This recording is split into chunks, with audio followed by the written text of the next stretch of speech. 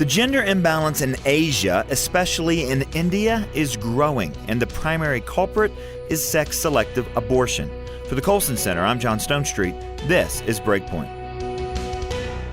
Until recently, Uttarkashi in northern India was noted primarily for its beautiful scenery and Hindu temples, and because it shares a border with Tibet along the foothills of the Himalayas, the region attracts many Westerners in search of spiritual enlightenment. In fact, its most famous seekers were the Beatles. Unfortunately, the latest news out of this district has nothing to do with gurus. According to a recent report by Al Jazeera, Indian officials have discovered that in 132 of the district's 500 villages, not a single girl was born in the past 3 months. The last time anything like that happened was in Jurassic Park. Like the movie, this sort of imbalance can only be the result of human manipulation. Unlike the movie, this is happening in real life. One women's rights activist has rightly called the situation completely unheard of. She said there must have been some process by which sex determination was done illegally and abortions were carried out. Unfortunately, that same alarm isn't shared by everyone. One local magistrate told Al Jazeera that the results could be a, quote, coincidence. Others, such as an India correspondent of the BBC, expressed doubts about the accuracy of the story.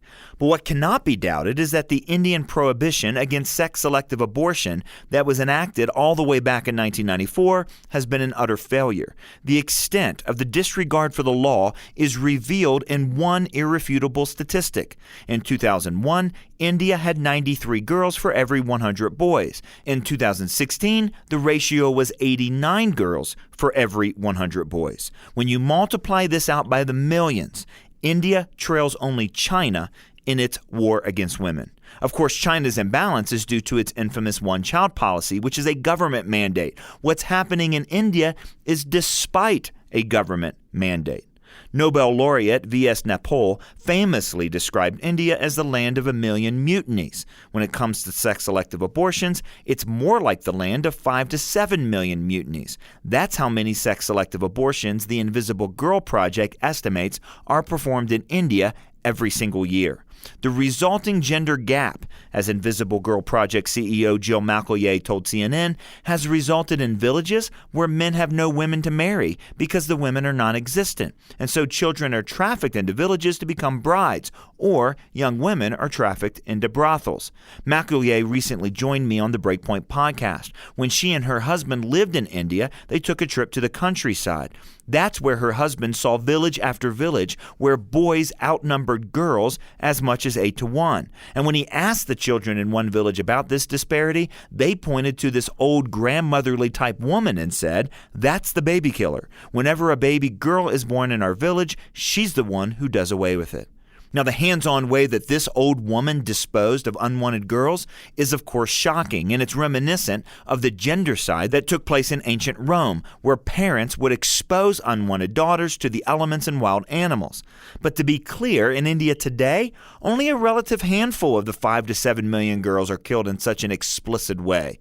Modern technology, abortion on demand, these have made gendercide much tidier. A society with a strong preference for male children no longer has to wait until birth to know the unborn child's sex or to decide whether or not she should live.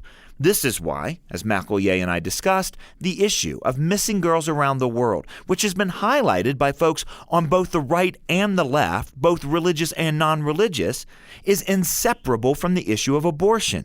Well-intentioned people like Nick Kristof have championed the cause of the millions of missing girls worldwide, but have refused to touch the issue of abortion, which is the main cause of this devastating reality.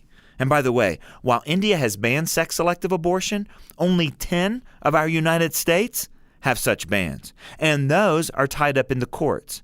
So please come to Breakpoint.org to listen to my important discussion with Jill McElroy of the Invisible Girls Project. And of course, subscribe to the Breakpoint podcast.